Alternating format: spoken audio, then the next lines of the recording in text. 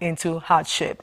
The Ondo NUJ, in the statement by its chairman, Leke Adegbite, called on the Ondo State government to urgently intervene to rescue the economy of the state from total collapse. While lamenting the absence of Naira swapping centers in Ondo State, the NUJ also enjoined the CBN to create outlets across the state where people can swap their old notes for the new ones. Staying with the situation, civil rights advocacy group Human Rights Writers Association of Nigeria, HURIWA, has backed the Nigeria Governors Forum that the continuous scarcity of 200, 500 and 1,000 Naira notes may quickly explode into a catastrophic economic crisis that will cause a severe recession and food inflation. HURIWA's national coordinator, Comrade Emmanuel Onwubiko, faulted the Central Bank of Nigeria for saying it is disbursing new notes to the commercial banks daily and challenged the CBN Governor, Godwin Emefiele, to tell Nigerians how much of new notes have been produced since the Naira swap policy commenced. It calls on the federal government to prevail on CBN as Nigerians have been subjected to untold hardship in the face of the cash crunch. In another development, civil society organizations have backed the Central Bank of Nigeria's Naira redesign and have accused governors of hijacking new notes and sabotaging the policy. According to the CSOs, the Naira redesign is a policy in the right direction and has come to stay. They added that the best time for it to be implemented is before the general elections, which holds this month. Small businesses, which is caused by sabotage from those who do not want the policy so they can continue with their illicit trade. Other major indicators show that the impact of the policy on our economy is quite 100% positive. Also on security, the impact is being felt as kidnappers now know that there is no cash to pay for ransom. On our electoral process, it is now obvious to Nigerians that it is only the vote buyers that are complaining. This policy is facing a syndicated attack from a group of governors who we have termed the G10 governors. We call them the G10 governors. Do we not wonder why banks pay out money and the money is not paid back into the banks? These G10 governors are mopping up the money and stopping it from circulation.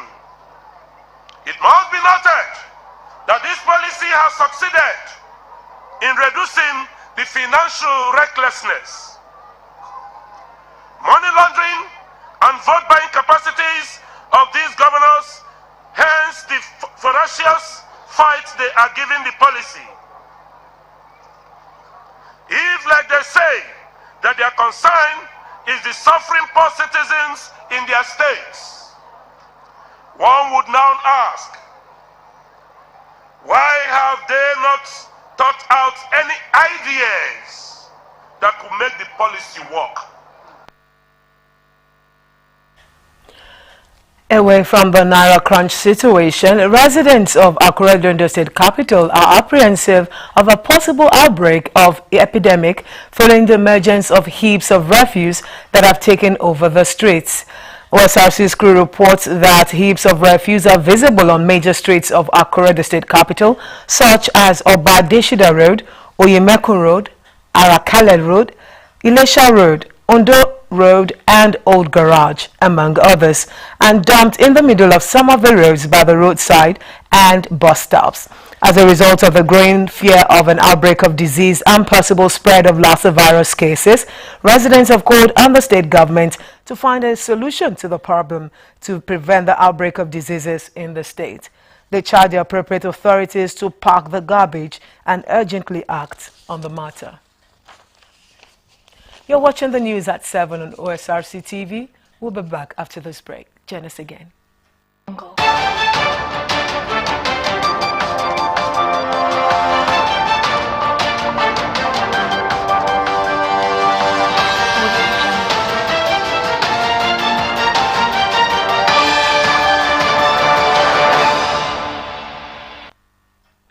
You're welcome back. You can also watch us live on our website, www.osrc.ng, or follow us on Facebook, OSRC TV Ondo, and on YouTube you can subscribe to our channel, OSRC TV Ondo. Moving now to the rest of the news, over 70% of cancer patients in Ondo State seek medical attention when their chances of survival are slim. Advocates of breast, cervical and prostate cancer under the umbrella of Breast Cancer Association of Nigeria, BRECAN, disclosed this at the ongoing 3-week training for Ondo State youths on the At-Risk Children project of federal government being held at the Government Technical College, Owo. Government House correspondent Morola Ugbenji reports that the vice chairperson, Ariola Damolekun, led the campaign team to the venue.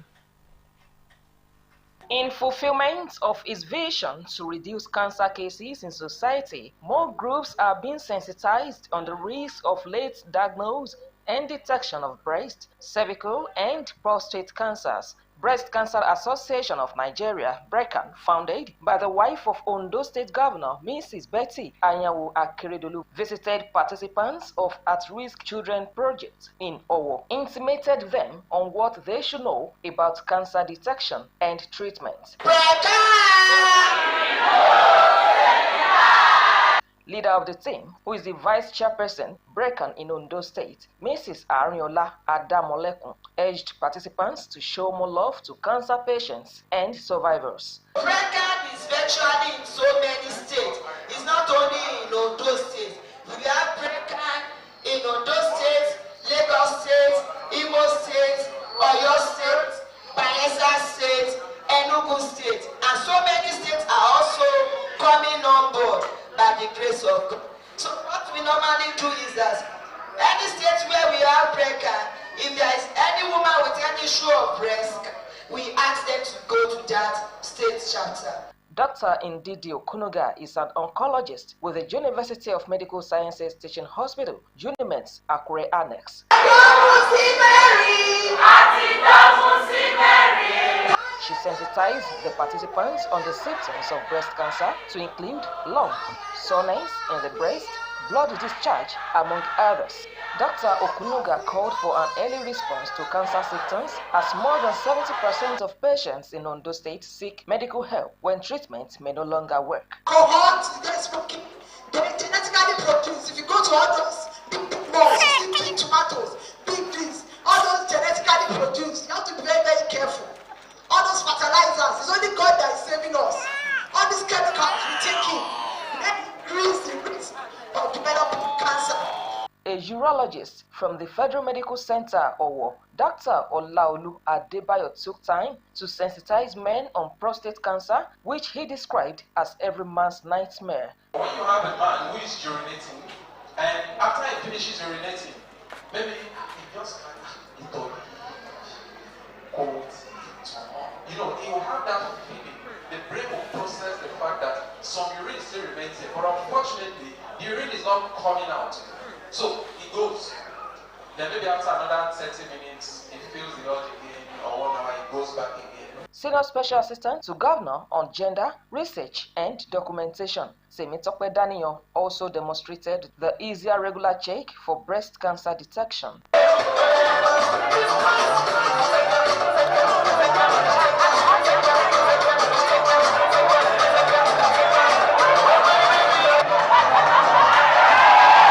BRECAN was also at secondary schools in Ifedore local government area of Ondo State to sensitize students to dangers of the disease. Omoriola Hungbeji, OSRC News. Now, more filling stations in Akure, Ondo State capital have begun to open for operation after months of shutdown as a result of fuel shortage.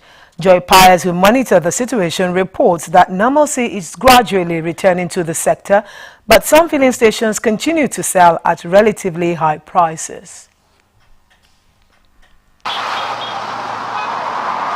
After over 4 months of petrol scarcity nationwide, which triggered long queues at filling stations, normalcy is gradually returning to Ondo State as commuters go about their daily businesses without the usual gridlock and long hours of waiting to buy fuel. In Akure, most of the filling stations, usually thronged by people, were populated by few. On whether there's a change in the price of petrol, commuters and motorcyclists who spoke with Osrc said the hiked rate persists, hence the surge in the cost of transportation. It's only some few filling stations that sell at the rate of 1.5 naira. Others sell, the amount they want to sell is how much they are selling it. Ilé epo Chile epo kan pọ̀ báyìí. Àpò méjì àbọ̀ náà àpò méjì náà tá kò gbé 400 naira lédè òyìnbó. Ààrẹ epo báyìí ní 360 420. Àrà ní 180 tẹ́lẹ̀ 180 195 85 ó ti ní ó nira fún wa ẹjọ́ ká bá wọn gọ́ọ̀mẹ̀ntì wọ́n bá wa ṣe. There was no queue like before, but the point is that there are some stations that are still selling it at the rate of 350, 320, 300. Understand? Which is not normal. If the government said they should sell at the normal price, which is 195 or so, so there's some. It is a pity that some filling stations are still selling it high price. Usually normal price in one time. Most of the for me 350, 330, 300. So they called on government to do more in addressing the situation in the interest of the public. Joy Pius, Osrc News. To politics now, a social welfare organization, Social Rehabilitation Group, has urged Nigerians to shun sentiments for competence in electing the country's next president. Convener of the group, Dr. Charles Marindoti Oludare, at a sensitization program said the presidential candidate of the All Progressives Congress APC, Asiwaju Bola Ahmed Tinubu, fits the profile of a leader who will bring development to Nigeria and better the lot of the masses. Osrc Zaid Aribisala reports that the Social Rehabilitation Group launched the Ondo State Network to canvass votes for the APC presidential flag bearer. Nigerians are looking forward to the 2023 election to elect capable leaders who will pilot the affairs of the country at different levels of government. Concerned about the need for Nigerians to make the right choice, Social Rehabilitation Group, SRG, an organization which prioritizes the welfare of Nigerians through several interventions, organized a sensitization with the theme Nigeria's 24 years democracy, the players factor. Convener of the group, Dr. Charles Marindoti Oludare, wants Nigerians not to make the mistake of jettisoning a candidate that can reposition the country to greatness because of sentiments. This election is not about any candidate. It's not about Tinubu. It's not about Peter. It's not about that. It's about you in Nigeria. It's about your life, your welfare. So think about the problems you have and think about candidates that can solve those problems for you. For you, electricity. Who have done it before? They are places in Lagos right now that have 24 hours electricity. Oludare, who is a United States of America-based medical practitioner, believes the candidate of the All Progressives Congress, Bola Tinubu, is the personality with a proven record of excellence that will turn the country around. When Obasanjo deprived Lagos State of their resources, it was the ingenuity of Tinubu that made him able to raise money to make sure that his children of the poor were fed.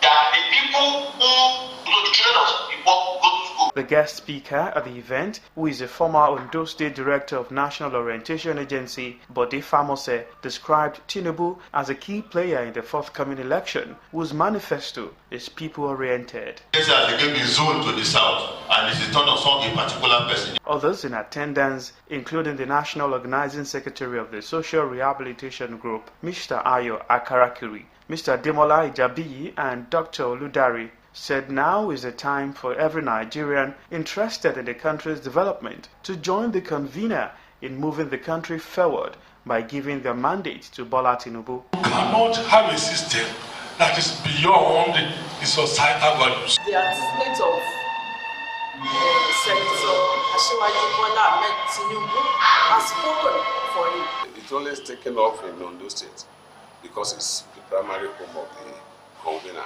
It's going to dovetail into, if I will have membership in all the other states. As Nigerians will head to the polls on February the 25th, 2023 for the presidential election and National Assembly election, as well as the governorship and State House of Assembly election due for March 11, the Social Rehabilitation Group also launched the Ondo State Network to mobilize Nigerians to vote for APC presidential candidate Tinubu. Sahid Aribisala, OSRC News. Meanwhile, Justice James Omotosho of the Federal High Court Abuja has again ordered status quo be maintained in the suit filed by the government.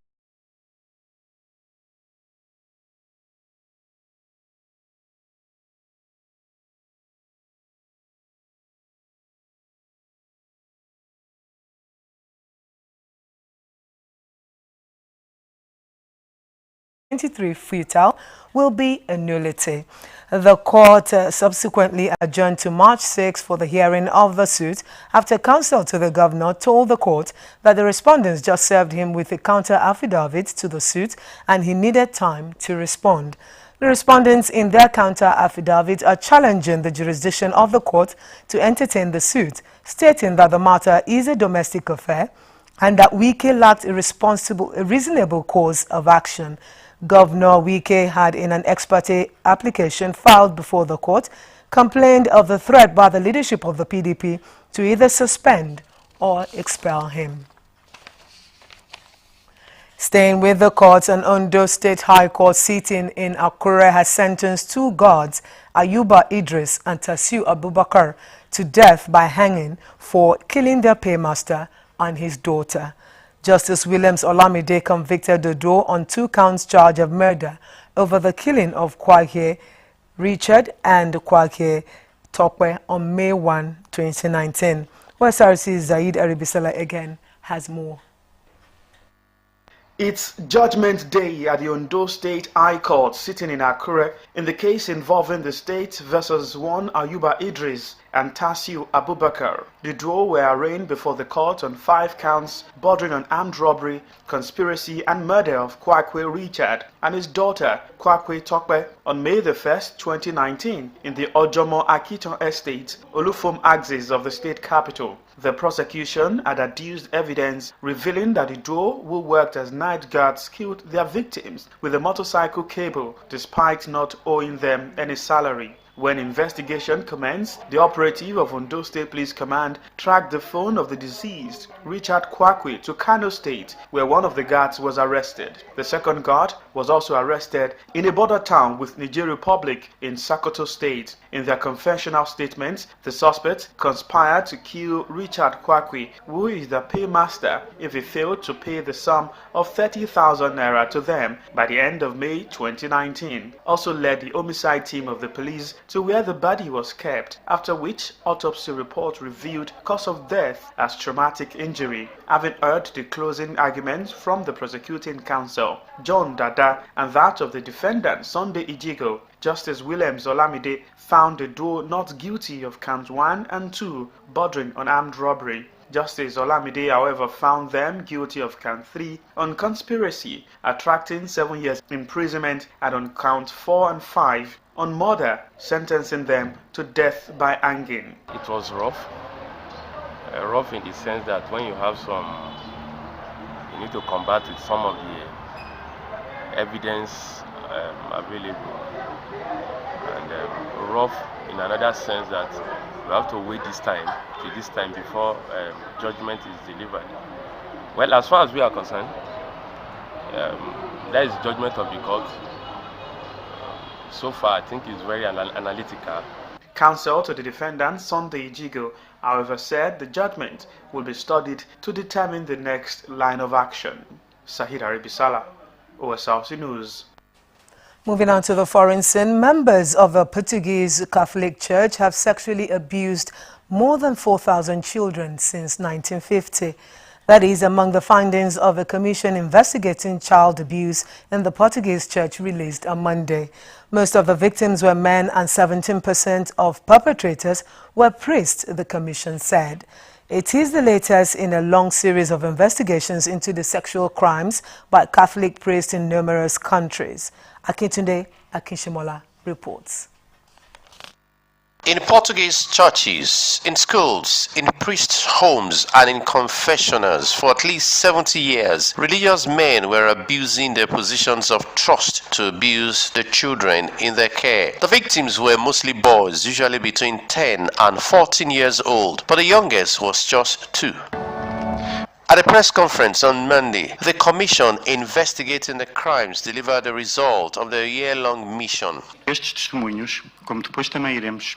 These testimonies, as we will explain ahead carefully, allow us to reach to a much more extensive victim network, calculated at a minimum number, absolute minimum of 4,815 victims. The Portuguese Independent Commission was set up in November 2021. It was after a similar body in France revealed 200,000 victims of child abuse in the French church, and there are those who think the Portuguese investigation should have uncovered comparable numbers. The numbers are pathetically small, and I think they're totally implausible. In France, very recently, there was a report done that concluded that there were 1/3 victims over a very similar period to the one that Portugal has been looking at.